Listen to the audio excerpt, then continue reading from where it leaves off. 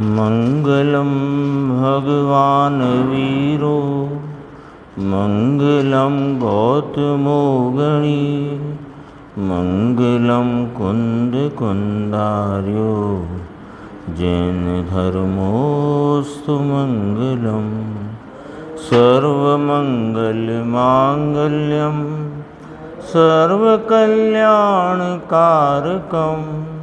प्रधानम सर्वधर्माणां जैनम जयतु शासनम। नमः समय साराय स्वानुभूत्या चकासते चित्स्वभावाय भावाय सर्वभावांतरच्छिदे।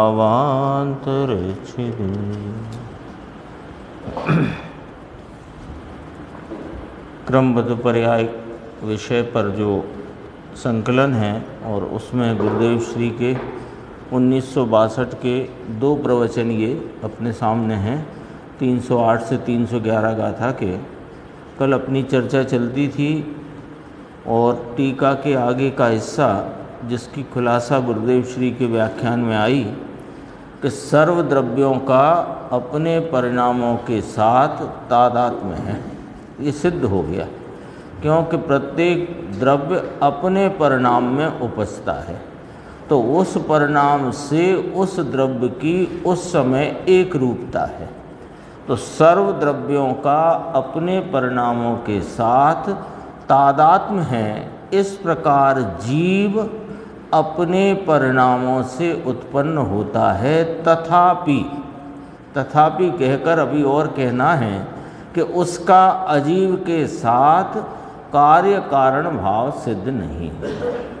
यानी जीव अपने परिणाम से तो परिणमता है, अपने परिणामों से उत्पन्न होता है, फिर भी उसका जो परिणाम और जीव ही परिणामी, लेकिन उसका अजीव के साथ कार्य कारण भाव सिद्ध नहीं होता। तो कार्य कारण भाव जब सिद्ध नहीं होता तो बात आई कि सर्व द्रव्यों का अन्य द्रव्य के साथ उत्पाद्य और उत्पादक संबंध का अभाव है। यहाँ तक बात आई थी कि प्रत्येक द्रव्य का अपने परिणाम से तादात्म्य है। इसी प्रकार जीव भी अपने परिणाम से उत्पन्न होता है और उसका अजीव के साथ कार्य कारण भावपना नहीं है। तो अन्य के साथ कार्य कारणपना घटित नहीं होता। एक द्रव्य के परिणाम का अन्य द्रव्य के में कार्य कारणपना घटित नहीं होता, इसलिए सर्व द्रव्यों का अन्य द्रव्य के साथ उत्पाद्य और उत्पादक। तो उत्पाद्य में गुरुदेव श्री ने फरमाया कि लो ये योग्यता आई। उत्पाद्य शब्द माने होने योग्य। तो जो परिणाम है वो होने योग्य है। उत्पाद्य तो गुरुदेव ने यहाँ भी कहा, आगे और कहेंगे कि लोग कहते हैं योग्यता की, आप तत्समय की योग्यता की बात करते हो कि परिणाम अपनी योग्यता से होता है। तो योग्यता तो कहीं शास्त्र में आई नहीं। तो गुरुदेव कहते हैं ये उत्पाद्य शब्द आया, इसका क्या अर्थ है?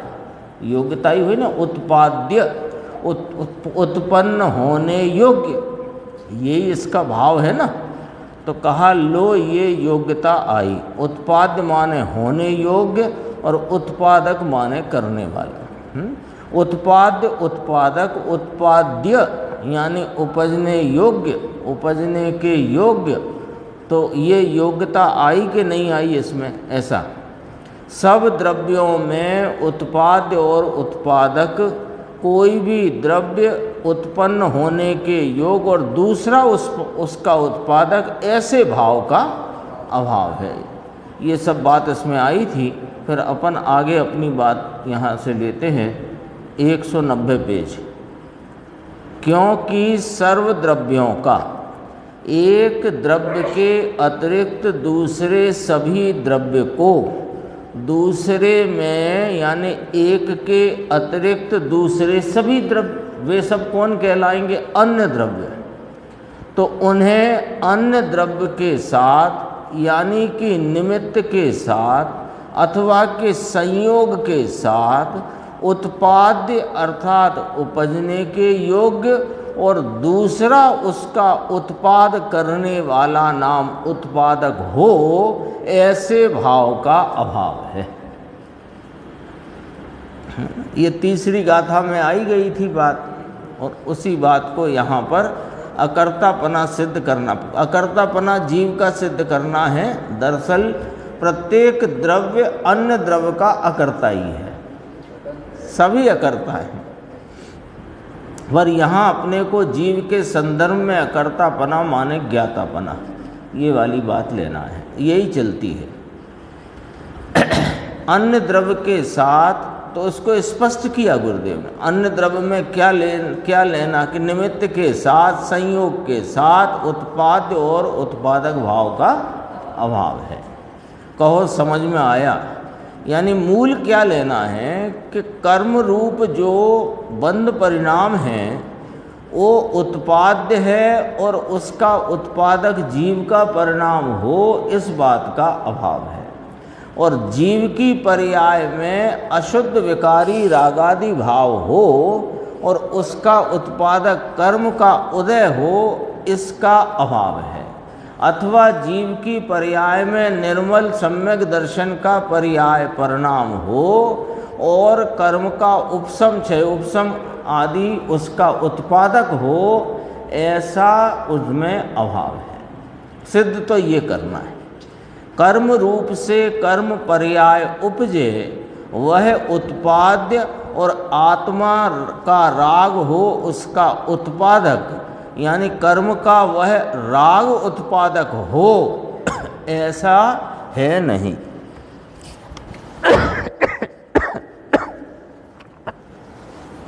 इसी प्रकार आत्मा में जो सम्यक दर्शन ज्ञान चारित्र के परिणाम उपजे वे उत्पाद्य और कर्म का अभाव हुआ, इसलिए वहाँ उसका उत्पादक कर्म हुआ, ऐसा नहीं है। मूल बात ये सिद्ध करना था। नीचे आके बात कहते हैं, ये कहा ना ये उत्पाद हुआ उसका उत्पादक, तो उसका द्रव्य है, उसका द्रव्य उत्पादक है। यानी यहाँ आत्मा ने सम्यक दर्शन ज्ञान प्राप्त किया, उस सम्यक दर्शन ज्ञान परिणाम से परिणमित हुआ, इसलिए वहाँ चारित्र मोह और दर्शन मोह के परमाणु दूसरे रूप से परिणमित हुए, सो वे उत्पादक और आत्मा का सम्यक दर्शन ज्ञान उत्पाद्य, ऐसा नहीं है। इस उत्पाद का ये गुण उत्पादक है, ऐसा नहीं है। फिर कहा बहुत, परंतु क्रमबद्ध ने तो ये सब बात क्रमबद्ध की इन 4 गाथाओं के द्वारा जीव के अकर्तापने की सिद्धि में आचार्य भगवान ने, टीकाकार आचार्य भगवान ने और सूत्रकर्ता आचार्य भगवान ने सब खोल दिया है ना। फिर लोग कहते हैं कि ये होए तो नियत हो जाए, यदि सब पर्याय क्रमबद्ध ही हैं तो फिर तो नियत हो जाए। तो कहते हैं बापू सुनो ना, अब यहाँ बात क्या कहते हैं वो जरा ध्यान रखना। सम्यक नियत का लक्ष्य ही स्वभाव के ऊपर होता है। सर्व पर्यायों का क्रम नियत ही है, ऐसा जो निर्णय करे तो लक्ष्य फिर स्वभाव के ऊपर होता है। स्वभाव यानी ज्ञान ज्ञान ज्ञान, मेरा ज्ञान जो गे जिस काल में हो उसे, और स्वय गे को, स्वय पर प्रकाशक है ना, तो जो गे जिस काल में हो उसे और स्वय गे को, ज्ञान स्वय गे को फिर स्पष्ट करते हैं। ज्ञान की पर्याय स्वय द्रव्य गुण पर्याय को गे करे और दूसरे को गे करे, ये व्यवहार है तो देखो ज्ञान स्वय पर प्रकाशक, स्वय पर प्रकाशक ज्ञान निश्चय से है। ये थोड़ा समझना है, अपने हो चुकी है चर्चा, पर प्रसंग है तो वो बात स्पष्ट हो जानी चाहिए। और स्वयं पर प्रकाशक स्वभाव निश्चय से है। तो स्वयं पर प्रकाशक स्वभाव निश्चय से है, अपना है, अपनी सामर्थ्य का भाव है। तो अपने में परिणमता है, वह अपने में परिणमता है। कैसा कि स्वयं पर प्रकाशता हुआ परिणमन अपना अपनी सामर्थ्य से अपने में होता है। उसमें पर का जो प्रकाशकपना है वास्तव में वह स्वयं का ही प्रकाशकपना है। उस स्वयं प्रकाश में पर प्रकाशित है, ये व्यवहार है, ऐसा कहना। दर्पण की अपन ने कई बार चर्चा की। दर्पण में उसकी स्वच्छता में स्वयं को और परबिंबों को प्रतिबिंबन करने का दर्पण का अपना स्वयं की सामर्थ्य है, स्वभाव है। उस स्वभाव के परिणमन में दर्पण स्वयं अपनी सत्ता में अपनी सामर्थ्य से अपनी स्वच्छता को और बिंबों को प्रतिबिंबित करता परिणमता है। तो खरेखर तो दर्पण अपने को ही प्रकाशता हुआ परिणमता है, अपने को ही झलकाता परिणमता है, उसमें पर का प्रतिबिंब झलकता है, ये कहना व्यवहार है। ये वाली बात यहाँ की, वो तो स्वच्छता का ही प्रकाशन है। और स्वच्छता के प्रकाशन का स्वभाव ऐसा है कि उसमें स्वयं स्वच्छता और पर का बिंब प्रतिबिंब आदि स्वतः उसकी सामर्थ्य से झलकता है। वो बिंब सामने है, उसकी भी वहाँ कोई अपेक्षा नहीं, जरूरत नहीं। ऐसा ही ज्ञान का है। तो कहते हैं ज्ञान की पर्याय स्वयं द्रव्य गुण पर्याय को गे करे और दूसरे को गे करे, यानी दूसरा उसमें जानने में आया, ये व्यवहार है। परंतु ये गे है तो यहाँ ज्ञान होता है, और ये ज्ञान किया इसलिए गे इस ज्ञान पर्याय का उत्पादक हुआ, ऐसा नहीं है। अपने को तो उत्पादक घटित करना है ना। अन्य से उत्पन्न नहीं होता है। मेरे जानने में जो यह क्रमबद्धता का सिद्धांत समय सार परमागम की इन चार गाथाओं की विस्तृत व्याख्या से वो विस्तृत व्याख्या रूप भाव जानने में आया, तो वो व्याख्या रूप भाव जानने में आया, ये मेरा उत्पाद्य है। उस समय मेरे ज्ञान की अवस्था का होने योग्य जो थी वह हुई है, उसका उत्पादक ये शास्त्र का शब्द या वाणी है, ऐसा है ही नहीं। ये वाली बात है। ऐसा है नहीं, समझ में आया। सर्व द्रव्यों का अन्य द्रव्य के साथ यानी निमित्त के साथ, अर्थात किसी भी द्रव्य की संयोगी चीज के साथ उत्पाद्य और उत्पादक भाव की पर्याय का अभाव है। ये टीका की जो बात चली, जहाँ से दो पंक्ति पहले आई, प्रथम तो जीव अपने ऐसे क्रम नियमित परिणामों वाली जो बात आई वो सिद्धांत रखा, फिर सोने और कंगन का दृष्टांत रखा, फिर उसके बाद यह सिद्धांत प्रतिपादित किया कि सर्व द्रव्यों का अपने परिणाम से तादात्म्य है, अन्य से नहीं। तो ये फलित होकर के ये भाव आया, ये पूरी चर्चा आई ना, तो टीका में ये भाव खड़ा हुआ कि उत्पाद्य और उत्पादक पने का यानी अन्य द्रव्य के साथ उत्पादक भाव का अभाव है।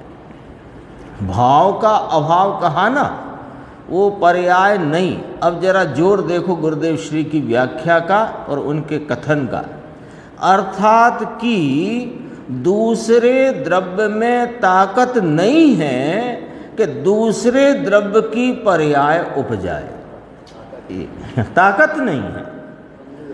और स्वयं द्रव्य की ताकत नहीं कि पर द्रव्य के कारण उपजे। क्या कहा, समझ में आया? स्वयं द्रव्य में ऐसा गुण नहीं कि जो पर के कारण उपजे तथा पर द्रव्य में ऐसा गुण शक्ति ताकत नहीं कि जो इसकी पर्याय को पर द्रव्य उपजाए, तथा आत्मा में ऐसी कोई शक्ति नहीं कि जो उत्पाद होने के काल में, उत्पाद्य भाव कब हुआ? अपने होने के काल में। तो उत्पाद होने के काल में दूसरे कारण की अपेक्षा रखे तो उत्पाद हो, ऐसा कोई गुण आत्मा में नहीं है। साफ सुथरी सीधी बात, कोई उलझन ही नहीं, कोई परेशानी नहीं। फिर निमित्त का क्या हुआ कि निमित्त निमित्त रहा ना। हमने कब कहा कि निमित्त निमित्त ना रहा? निमित्त निमित्त रहा, तुम अपनी बुद्धि की भ्रांति के कारण निमित्त को कर्ता या उपादान मानते हो। ये तुम्हारी भ्रांति है। निमित्त तो निमित्त ही रहा, क्योंकि निमित्त नाम का जगत में कोई पदार्थ है नहीं। सब पदार्थ एक साथ परिणमित हो रहे हैं, एक साथ।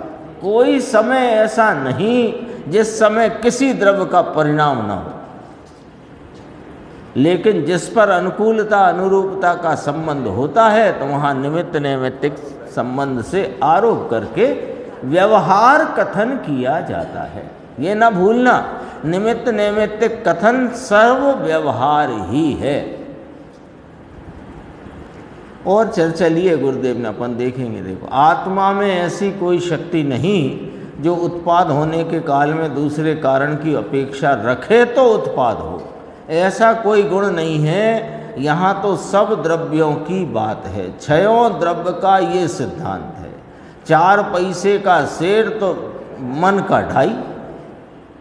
4 पैसे की चीज सेर, 4 पैसे में सेर भर चीज आती है तो 2.5 रुपये में मन भर आती है।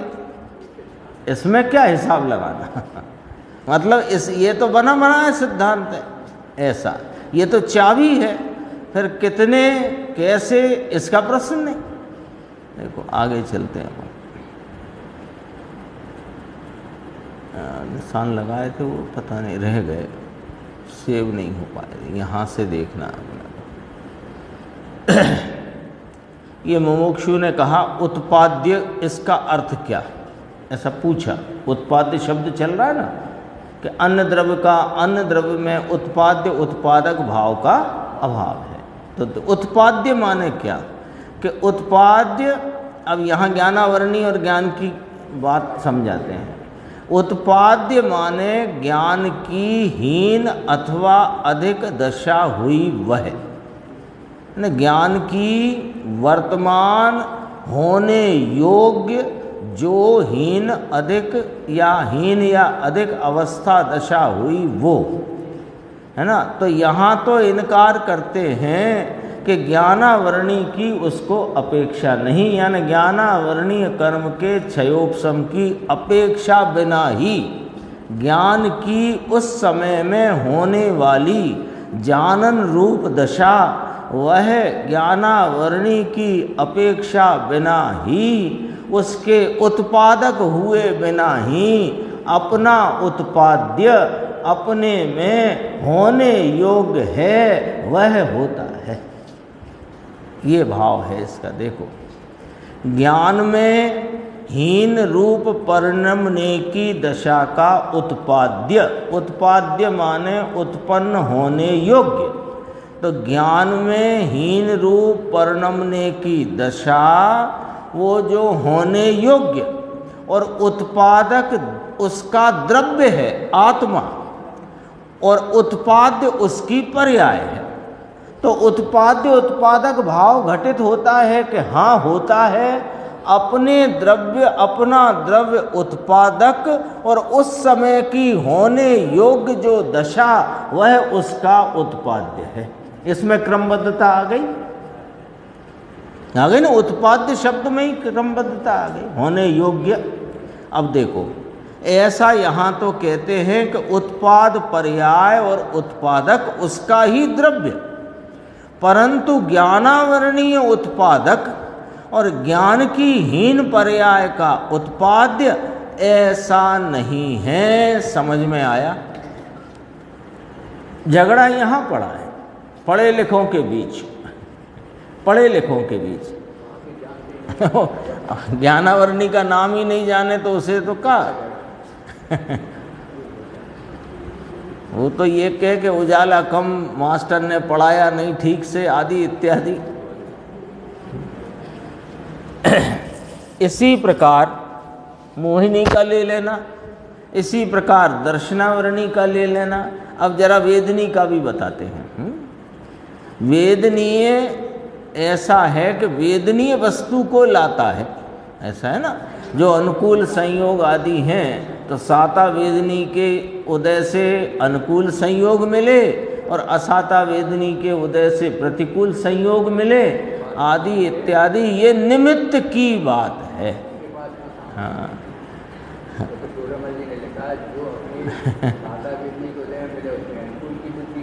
हाँ, बस इष्टता अनिष्टता धारण करता है। ये निमित्त की बात है। कौन लाए? उसके पास भंडार भरा है, कर्म के पास बांट रहा है सामान। अरे उस परमाणु की वह पर्याय, मान लो 1 लाख रुपए की नोटों की गड्डियाँ, वे गड्डियों में रहे परमाणु, उनकी क्षेत्रांतर होके तुम्हारी जेब में कि तिजोरी में आने रूप उत्पाद्य, वो होने योग, वो क्षेत्रांतर होने योग्य है और वह हुआ वहाँ आने की, तो उसका उत्पादक तो वह परमाणु है। कोई वेदनीय कर्म उसका उत्पादक है ऐसा नहीं है।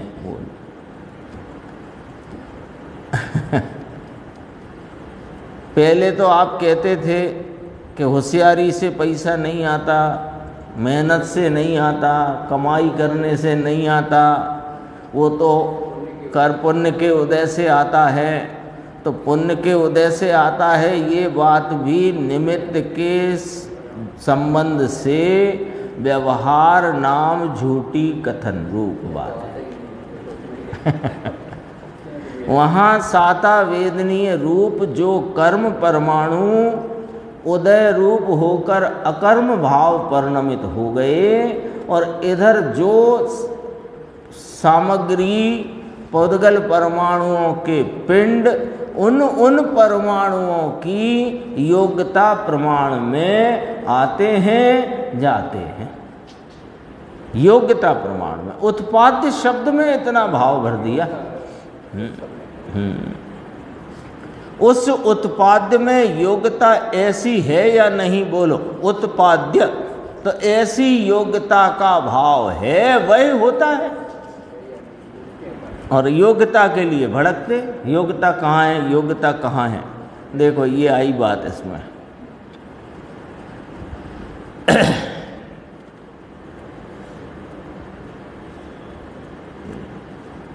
उत्पाद्य का पूछा मुमुक्षु ने, उत्पाद अर्थात उत्पाद के योग्य, क्या हो गया, बस यही अर्थ है। उत्पाद का अर्थ उत्पन्न होने के योग्य, योग्य कहो योग्यता कहो। शास्त्र में योग्यता नहीं है ऐसा और शोर करते थे, शोर करते। योग्यता शब्द तो इन्होंने निकाला, शास्त्र में तो कोई योग्यता शब्द होता ही नहीं। ये सोनगढ़ से ही बात चली, सब काम अपनी योग्यता से होता है। मोटर, वो पेट्रोल बिना मोटर चलती है, अपनी योग्यता से चलती है, पेट्रोल से नहीं चलती। ये सब बातों की मस्करी बहुत थी उस समय में। सोनगढ़ की मोटर बिना पेट्रोल के चलती है, बिना बाई के रोटी बनती है। तो कहा तो कैसे बनती है, कैसे चलती है, कि योग्यता से चलती। योग्यता शब्द तुमने निकाला, शास्त्र में कहाँ है, कि ये कहाँ से आया। ये शास्त्र गुरुदेव ने लिखा, सोनगढ़ में बना शास्त्र, पौनूर में बना ये शास्त्र 2000 वर्ष पहले। शास्त्र में योग्यता नहीं है ऐसा राड़ पाड़े, ये लिखा ना, शोर करते, इसके गुजराती है एम राड़ पाड़े। योग्यता इन्होंने निकाली। द्रव्य की योग्यता जिस पर्याय रूप यहाँ पर्ण में उसे उत्पाद्य उत्पन्न होने योग्य अर्थात योग्यता कही है। उत्पन्न होने के योग्य, फिर दोबारा बोला, उत्पन्न होने के योग्य अनंत द्रव्य। अब जरा ये दृष्टि को व्यापक करो, अब दृष्टि को व्यापक करो, समझ को व्यापक करो। अनंत द्रव्य अपनी वर्तमान पर्याय में उत्पाद्य होने के योग्य हैं। वे उस पर्याय से परिणमने के योग्य हैं, तो वो पर्याय अपने स्वकाल में जो योग्यता प्रमाण होनी है वह होती है, वह उत्पाद्य है, और जो द्रव्य उसमें परिणमता है वह उसका उत्पादक है। अनंत द्रव्य का पूरा हिसाब किताब निबट गया। लो, अनंत द्रव्य का हिसाब हो गया। कभी देखते ना अपन कपड़ों के रंग देखते हैं, बैंगनी रंग वर्ण गुण की कोई पर्याय नहीं है, लेकिन जिसको लाल रूप परिणमना है वो लाल रूप परिणमा है अपने उत्पाद्य भाव से, और नीला परिणमना है वो नीला परिणमा है अपने उत्पाद्य भाव से। जिसे वहीं रहा हुआ नाम उस स्कंद में रहा हुआ परमाणु का वर्ण भाव सफ़ेद परिणमना है वो सफ़ेद परिणमा है, जो काला परिणमना है वो काला परिणमा है। हम अनंत परमाणुओं के उनके वर्णादि भाव जो जो उत्पाद्य रूप हैं उनको जब इकट्ठा देखते हैं तो वो रंगों की विविधता हमें दिखती है। वर्ण गुण की तो 5 पर्याय, 5 से 6 भी नहीं। तो वो कैसे हुआ? उत्पाद्य है, उत्पाद्य भाव है। अनंत द्रव्य अपनी वर्तमान पर्याय में उत्पाद्य होने के योग्य हैं। उत्पादक उसका द्रव्य है, दूसरा उत्पादक है ऐसा नहीं है। यहाँ तक बात आई। फिर और एक चर्चा थी, देखो ये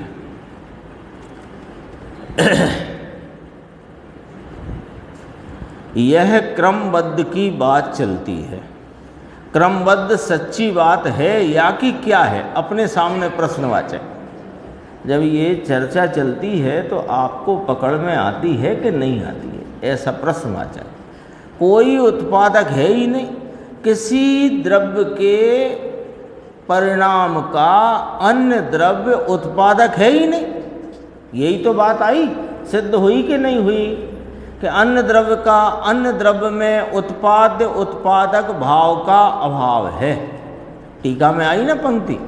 तो अन्य द्रव्य की पर्याय का अन्य द्रव्य उत्पादक है ही नहीं, तो फिर हो गया, फिर किसी की आशा रखना ही नहीं। देखो ये एक लाइन है, इसको जरा विचार में लो। किसी की आशा रखना नहीं, ये जो लाइन आई। अब कहते हैं कि आचार्य भगवान यही कहना चाहते हैं, किसी की आशा रखना नहीं। और प्रश्नकार पूछ रहा है, अच्छा किसी की आशा रखना ही नहीं? उसे ये लगता है अरे धर्म प्राप्ति में देव गुरु शास्त्र की, ज्ञानी गुरु की, उनकी देशना की आशा रखें कि ना रखें, उसका पूछना है। और आचार्य भगवान का कहना है कि नाना किसी की आशा रखना नहीं। बोलो, ये इतनी पॉइंट को समझने में सारी निमित्त को हटाने जुटाने की बुद्धि का सर्वनाश हो जाए,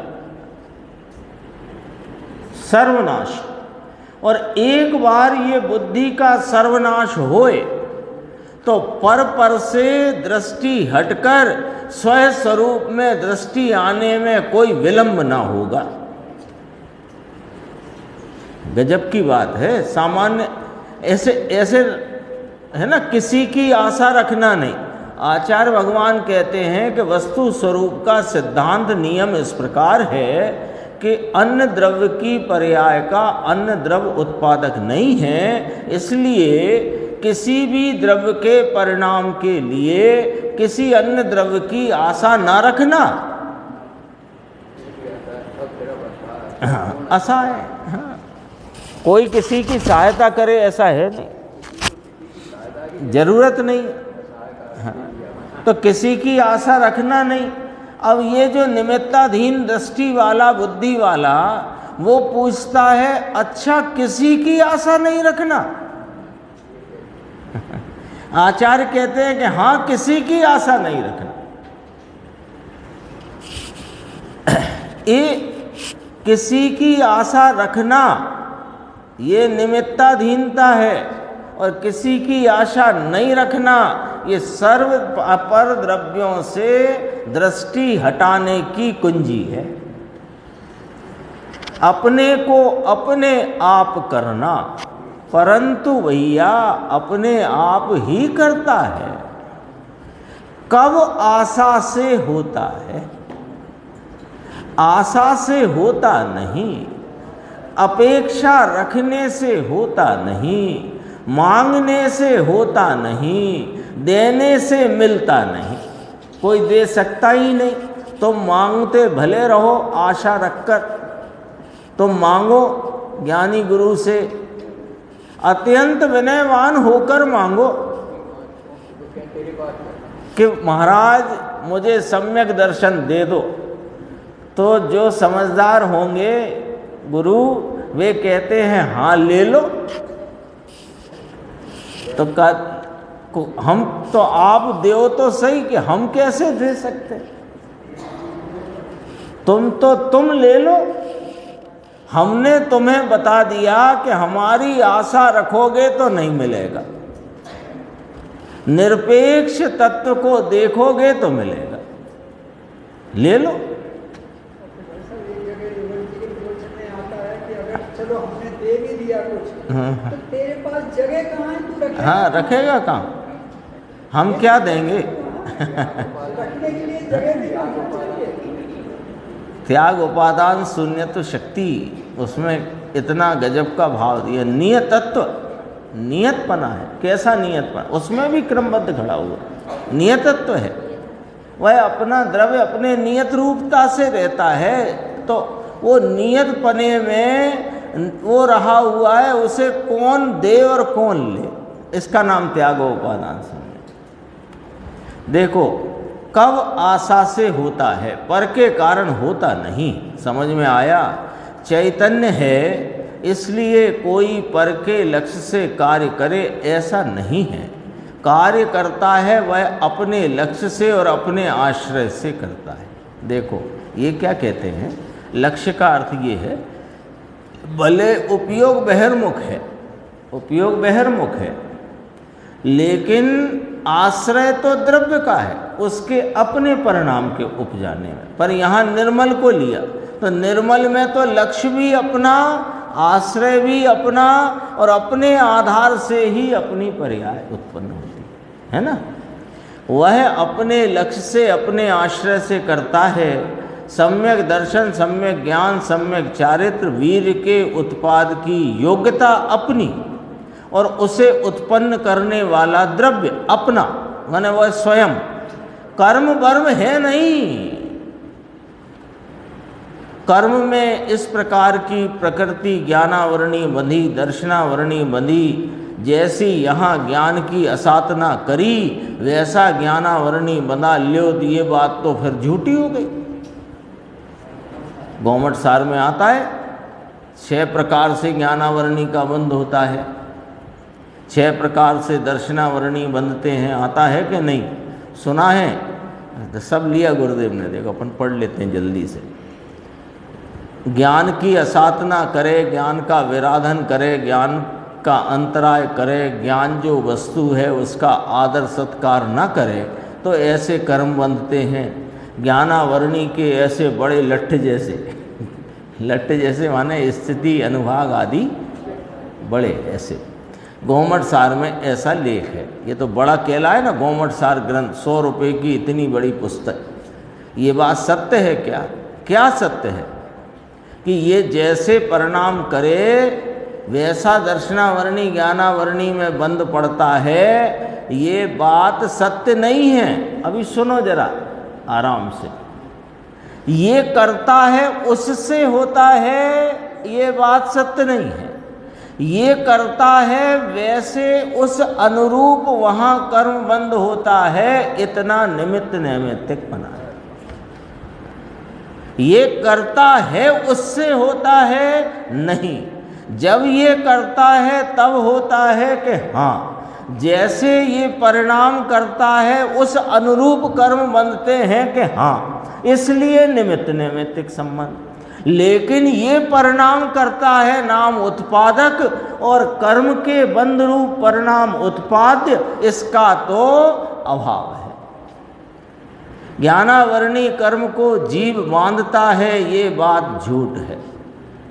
लेकिन जीव के परिणाम के निमित्त से ज्ञानावर्णीय कर्म में बंध रूप अवस्था उसकी उसमें हुई, तो उनमें अनुकूलता अनुरूपता का संबंध देखकर उसको निमित्त नैमित्तिक संबंध से ये कहा जाए कि जीव के ज्ञान की असाधना के, विराधना के, अंतराय के ज्ञान की आदर न करने रूप परिणाम के निमित्त से ज्ञानावरणीय कर्म का बंध हुआ। जैसे जीव के परिणाम जीव के अपने स्वतंत्र परिणाम, कर्म का परिणाम अपना स्वतंत्र हो रहा है, प्रति समय परिणाम हो रहा है, प्रति समय हो रहा है। तो जिस काल में ये परिणाम हो रहा है उसी काल में बंद हो रहा है, तो आरोप लगा देते हैं। हाँ, बस यही तो अनुकूलता। निमित्त नैमित्तिक संबंध की दो शर्तें हैं। एक तो समय समान होता है और अनुकूलता और अनुरूपता का संबंध होता है। यानी जीव का रागादि विकारी परिणाम अनुकूल और उसके अनुरूप कर्म का बंध भाव, और कर्म का बंध भाव अनुरूप उसमें जीव का रागादि विकार अनुकूल। तो जो अनुकूल है वो निमित्त कहलाता है और जो अनुरूप है वो नैमित्तिक कहलाता है। वो तो यदि डिग्री टू डिग्री नहीं हो तो निमित्तपना कैसे बताओगे? निमित्त में अनुकूल शब्द है कि नहीं? तो डिग्री टू डिग्री है तभी तो वो अनुकूल कहलाए, अन्यथा अनुकूल कैसे कहलाए? जो वो डिग्री भी है ना, वो एक तरफ से ही सत्य है। हाँ, वो दरअसल वो सिर्फ एक बात बताई गई है। हाँ, उसमें डिग्री टू डिग्री कह करके कोई कर्तापने की पुष्टि नहीं करना है। वहाँ पर अनुकूलता ही है, तब तो निमित्तपने का आरोप आया, अन्यथा आरोप कैसे आता? अब जैसे झंडा लगा है बाहर, अब हवा मान लो पश्चिम से पूर्व की ओर चल रही है, तो झंडा ऐसा फहरा रहा है उस तरफ को, तो उसमें हवा अपने से चल रही है और झंडा अपने से उस तरफ मुंह किए हुए है अपना। तो अब इसमें जैसी हवा है वैसा झंडा फहराता है, ये कहने में दोष नहीं पड़ता निमित्त नैमित्तिक संबंध वाले व्यवहार में। लेकिन निश्चय में दोष रूप बात है। झंडा के परमाणु अपनी योग्यता से उस दिशा की तरफ बहते हैं और हवा के परमाणु अपनी योग्यता से उस दिशा की ओर बहते हैं। अब दोनों की दिशा एक है, तब तो अनुकूलता और अनुरूपता का व्यवहार खड़ा हुआ, अन्यथा कैसे होता? थोड़ी देर में हवा फिर पूर्व से पश्चिम की ओर चल पड़ी और उस समय झंडे की अवस्था का परिवर्तन उसका उन परमाणुओं का अपना अपने से हुआ है। फिर उसमें हवा अनुकूल कहलाई तो हवा निमित्त कहलाई।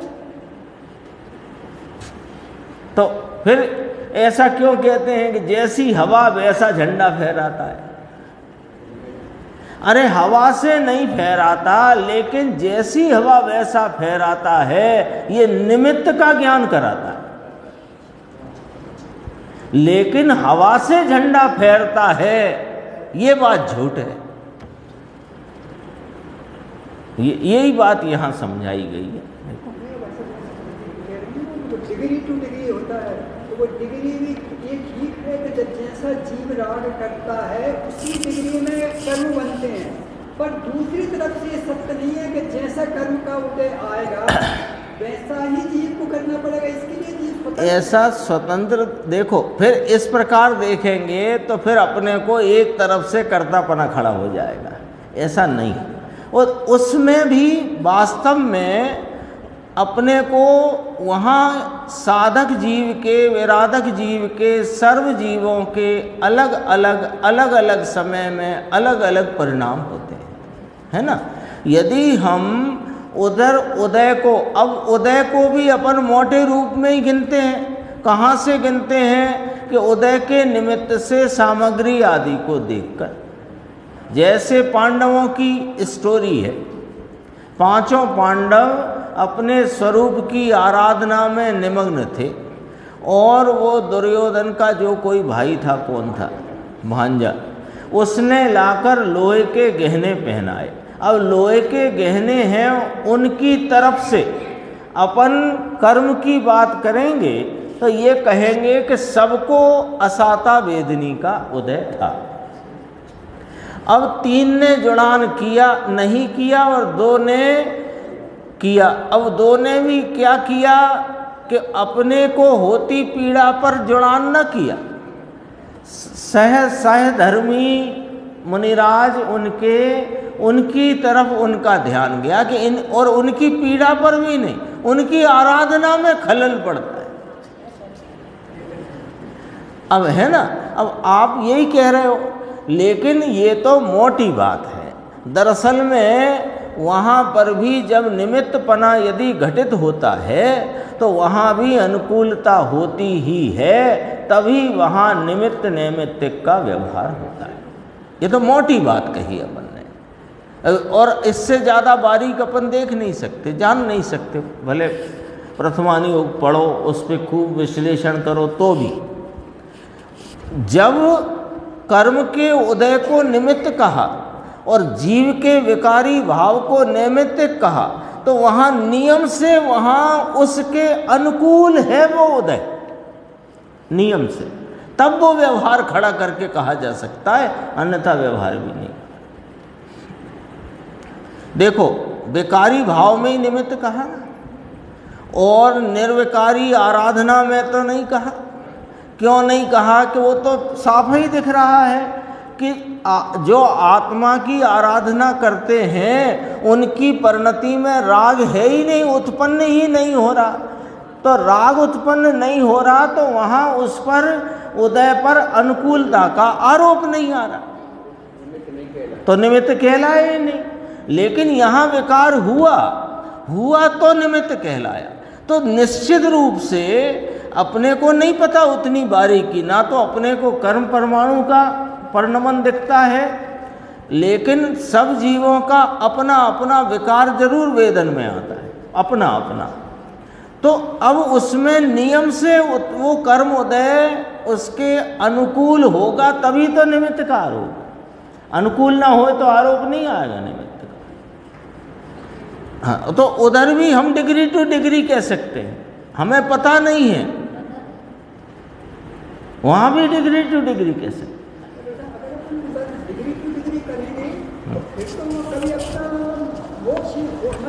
नहीं तो निर्विकारी परिणाम में तो वो निमित्त ही नहीं है, तो डिग्री टू डिग्री का प्रश्न भी नहीं है। हाँ, प्रश्न ही नहीं है। इसको ऐसे लो, सिद्ध भगवान है, सिद्ध भगवान की परिणति में राग नहीं है, 1 मिनट। लेकिन हम दूसरी बात कहते हैं, राग नहीं है, इस बात को थोड़ी सी साइड रखो। वहाँ पर कर्म बंध के परमाणुओं, वहाँ रहे जो कोई भी परमाणु हैं, उनमें कर्म रूप परिणमने की योग्यता ही नहीं है, तो उसके लिए यहाँ निमित्त भी नहीं है जिस पर आरोप आ सके। बहुत एकदम अपन ने पहले भी चर्चा करी, ये 2 पटरी वाला सिस्टम है, गोल गोल नहीं है, 2 पटरी वाला है। कर्मों का परिणमन 1 पटरी और जीव के परिणामों का परिणमन 1 पटरी, अलग अलग देखो तो वो ख्याल में आती है। इसमें बहुत लिया गुरुदेव ने, दर्शन मोहिनी इतने कारण से बनता है। श्रुत का वर्णवाद, कुदेव कुगुरु कुशास्त्र की प्रशंसा, सुदेव सुगुरु सुशास्त्र का अनादर, अभिनय मुनि की गिलानी, संग आता है ना चतुर्विध संग का अवर्णवाद, इससे दर्शन मोह कर्म बनता है।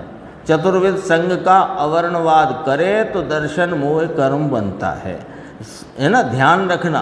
पर चतुर्विध संग कौन?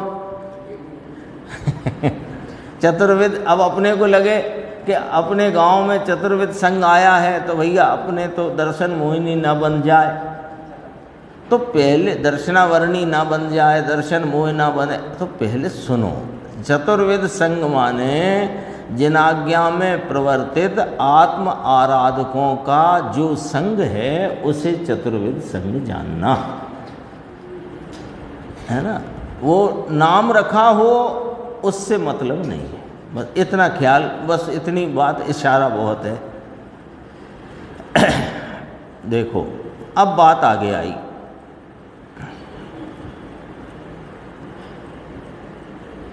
यहाँ कहते हैं कि यह कार्य कारण भाव सिद्ध नहीं होने पर, इतनी चर्चा चली ना, इतनी चर्चा चली कि प्रत्येक द्रव्य का अपने परिणाम के साथ तादात्म्यपना है। वह परिणाम जिसमें वह द्रव्य उत्पन्न हुआ है उस परिणाम की अपने द्रव्य के साथ उस समय एक रूपता है, अन्य द्रव्य से उसका तादात्म्य नहीं है। तो सर्व द्रव्यों का अपने परिणाम से तादात्म्य है, अन्य के परिणाम से नहीं। जब ये बात स्पष्ट करी तो जीव भी अपने परिणाम से परिणमता है और जीव का अपने परिणाम से तादात्म्य है, अन्य द्रव्य से नहीं। इसलिए अन्य द्रव्य का कार्य कारण भाव सिद्ध नहीं होता। आई जी, इसलिए अन्य द्रव्य का अन्य द्रव्य में उत्पाद उत्पादक भाव का अभाव है, कार्य कारण भाव सिद्ध नहीं होता। इसलिए अब उसकी बात आगे बढ़ी। यह कार्य कारण भाव सिद्ध नहीं होने पर ऐसा कार्य और कारण भाव, कार्य कौन के उत्पाद होने के योग्य, उत्पाद के योग्य, उत्पाद्य, उत्पाद ही उसका कारण, दूसरा उत्पादक होए और ये उत्पाद्य होए, ऐसा किसी द्रव्य में किसी अन्य के कारण से उत्पादन हो और वो उसका उत्पादक हो, ऐसा सिद्ध नहीं होने से अजीव को जीव का कर्मत्व सिद्ध नहीं होता। कर्मत्व माने कार्यपना, जीव के कार्य को अजीव करता है, यह सिद्ध नहीं होता। लो, ये यहाँ तक बात सिद्धांत सिद्ध किया। अजीव के कार्य को इस जीव का कार्यपना सिद्ध नहीं होता, समझ में आया। इस प्रकार जब किसी के उत्पाद की योग्यता से दूसरा उत्पादन करे नाम उत्पादक हो, ऐसा नहीं बनता।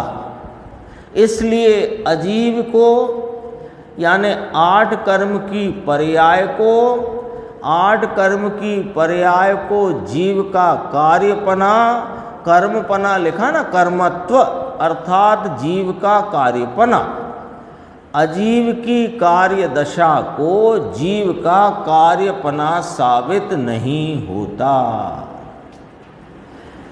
ये क्या आई बात? अजीव की कार्य दशा कौन? कि कर्मों की उदय रूप अवस्था, उसको जीव के रागादि भाव रूपी जो कार्य, उस कार्य का वे कर्म की उदय रूप अवस्था में कर्मत्व माने वह जीव के कार्य को करे, यह सिद्ध नहीं होता। अथवा जीव की सम्यक दर्शन ज्ञान चारित्र की निर्मल पर्याय और कर्म का उपसम क्षय क्षयोपसम, वह उनका परिणाम उस वह जीव के सम्यक दर्शन ज्ञान चारित्र और आत्माराधना निर्मल भाव को करे, ऐसा सिद्ध नहीं होता। ये महत्वपूर्ण सिद्धांत है। ये ऐसा नहीं कि ये 308 से 311 में तो ये कहा और गोमठ सार जी में ये कहा और प्रवचन सार जी में ये कहा, तो सबने कहा, तुमने क्या समझा? ये वाली शैली से अपना काम नहीं चलने वाला, सच्ची कहते हैं। निर्णय अपने को करना है। गौमठ सार में कहा तो क्यों कहा, प्रवचन सार में कहा वो क्या कहा, और यहाँ कहा तो क्या किस प्रकार कहा, तो फिर सबने कहा तो वस्तु स्वरूप क्या है। एक उसमें से बात निर्धारित होकर स्पष्टता में अपने ख्याल में आनी चाहिए। अपना काम ये थोड़ी इन्होंने ये कहा, इन्होंने ये कहा, इन्होंने ये कहा, इन्होंने ये कहा, इन्होंने ये कहा, तो सबने कहा। अब वो मजिस्ट्रेट साहब बैठे हैं अदालत में, तो वादी के वकील ने ये कहा, वादी के गवाह ने ये कहा, वादी ने स्वयं ये कहा, प्रतिवादी के वकील ने ये कहा, प्रतिवादी ने ये कहा, फैसला कौन करे। तो वो लिख दे जज, इनने ये कहा, इनने ये कहा, इनने ये कहा, और बस बात खत्म। तो जज साहब की नौकरी खत्म। बोलो, तुमने क्या निर्णय निकाला। ज्ञानावरणीय कर्म के उदय से ज्ञान की हीन अवस्था होती है, इस कथन में कितनी सच्चाई है और कितना व्यवहार है, कितना क्या यथार्थ है, ये सब तो हमें निर्णय करना पड़ेगा। सारा मामला ये सामान्य बात नहीं है। अजीव को जीव का कर्मत्व सिद्ध नहीं होता, ये महासिद्धांत है। जीव के रागादि विकार यानी विकारी परिणाम या कि निर्विकारी परिणाम, उन परिणामों से जीव के वे उत्पाद्य हैं, जीव उनका उत्पादक है, उनका कार्य कारण भाव जीव का अपने परिणामों से है। कर्म के उदय उपसम क्षय उपसम, इनसे जीव के परिणामों का कार्य का कोई कार्यपना सिद्ध नहीं होता। तो कर्म का कोई सा उदय हो, वह जीव के परिणाम सदैव ही उन कर्म के उदय उपसम क्षयोपसम से निरपेक्ष स्वतः स्वयं होने योग्य उत्पाद्य रूप भाव होते हैं। सामान्य सिद्धांत नहीं है, मजबूत है। देखो, जीव अजीव की कार्य दशा को, यानी अजीव की कार्य दशा कौन, कर्म के उदय उपसम क्षय उपसम, ठीक है ना। और जीव का कार्यपना विकारी या कि निर्विकारी परिणाम, उसका कार्यपना माने जीव के विकारी निर्विकारी परिणाम रूपी कार्य का कार्यपना उस अजीव की कार्य दशा को सिद्ध नहीं होता। मजबूत सिद्धांत समझ में आया। इसमें अजीव के कार्य को जीव का कार्य है, ये साबित नहीं होता। ज्ञानावरणी के क्षयोपसम से जीव की ज्ञान का विकास होता है, झूठ बात है। ज्ञानावरणी का अभाव होने से जीव को केवल ज्ञान होता है, गलत बात है। तो गौमठ सार में लिखा है, तो लिखा है वो तो निमित्त नैमित्तिक संबंध का व्यवहार लिखा है, और व्यवहार के 5 बिंदु गुरुदेव ने बताए पुरुषार्थ सिद्धि उपाय में। जब एक द्रव्य के कार्य को दूसरे द्रव्य की तरफ से कहा जाए अथवा कोई भेद आदि करके कहा जाए, 2 को मिलाकर कहें, एक में भेद करके कहें, तो समझना ये व्यवहार है। व्यवहार है माने इसमें किसी का किसी पर उपचार किया गया है। तो किसका किस पर उपचार किया गया है, उपचार का करने का कारण क्या है, और जो उपचार किया गया उसमें से परमार्थ क्या निकलता है। यदि यहाँ तक नहीं तो व्यवहार परमार्थ का प्रतिपादक है, ये बात फिर सिद्ध कैसे होगी। वहाँ तक नहीं पहुँचे तो व्यवहार परमार्थ का प्रतिपादक ना रहा, फिर वो व्यवहार तो वास्तव में तुम्हारे हमारे किसी काम का ना रहा। वो व्यवहार ही किसी काम का ना रहा। आत्मा 8 कर्म बांधे, ये बात सिद्ध नहीं होती। बोलो आई बात, आई गुरुदेव की वाणी में आई, समझ में आई बात। अब तक कितने कर्म बांधे हमने, एक भी नहीं, और कितनी निर्जरा करी और कितनी निर्जरा करना है। अरे कर्मों की निर्जरा तो निमित्त में कही गई है। गुरुदेव निर्जरा की भी 3 बोल बोलते हैं, शुद्धता का बढ़ना, अशुद्धता का टलना और निमित्त में कर्मों का घिरना।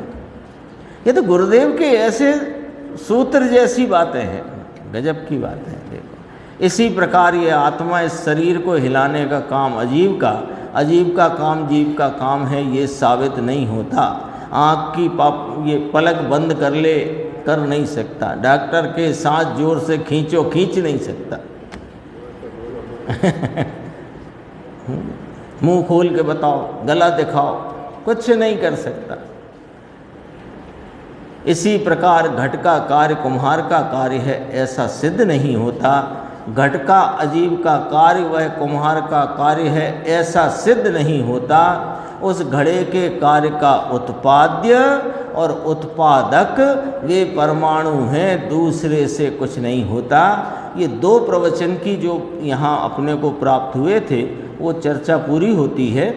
और अब 79 का फिर इन्हीं गाथाओं पर एक प्रवचन है। फिर उसके बाद प्रवचन सार की गाथा 99 का प्रवचन है। तो इसमें से अपन जो विशेष भाव आए हैं उनकी चर्चा अपन इस प्रवचन में भी आगे देखें। क्या हो रहा है, अपन इतना पढ़ गए तो शब्द तो बोलना सीख गए, पर उन शब्दों का भावार्थ क्या है और जब वो भी अपन जानते ही नहीं, और जब तक हम उनका भाव नहीं निकालेंगे तब तक अपन को शब्द हाँ, तो गुरुदेव श्री ने स्वयं फरमाया कि शब्दार्थ से काम नहीं चलेगा, और भावार्थ को जानने से भी काम क्या करना है कि शब्दों से भावार्थ को जानकर निर्णय करना है। मूल बात निर्णय। अच्छा, निर्णय का ऐसा कोई खेल है समझ लो कि वो जितना जितना स्पष्ट होता जाता है उतना उतना जीव आनंदित भी होता जाता है, निर्भर होता जाता है और निर्णय के यथार्थ स्वरूप के नज़दीक जाता जाता है। ऐसा नहीं है कि अपने को कुछ काम हो नहीं रहा। रोज़ अपन कुछ सुनते हैं, समझते हैं, उसका भाव पकड़ते हैं तो उसका कुछ ना कुछ लाभ होता ही है। यदि अपन ही जिद ठान के बैठे हैं कि हाँ हाँ ठीक है तो अलग बात है, लेकिन जरा भी उसको अपन निर्णय की कोटि तक भी ले जाए, निर्णय की धारा में लाएं तो थोड़ा थोड़ा करके स्पष्टता नियम से बढ़ती है। कई बार ऐसा एक प्रश्न आया था, वो आपने पूछ लिया तो कह दिया। तो किसी ने कहा गुरुदेव से कि समय सार इतने वर्ष से पढ़ते हैं आप और आपके ये सब अनुयायी, तो कुछ तो हुआ ही नहीं, कुछ ही नहीं हुआ।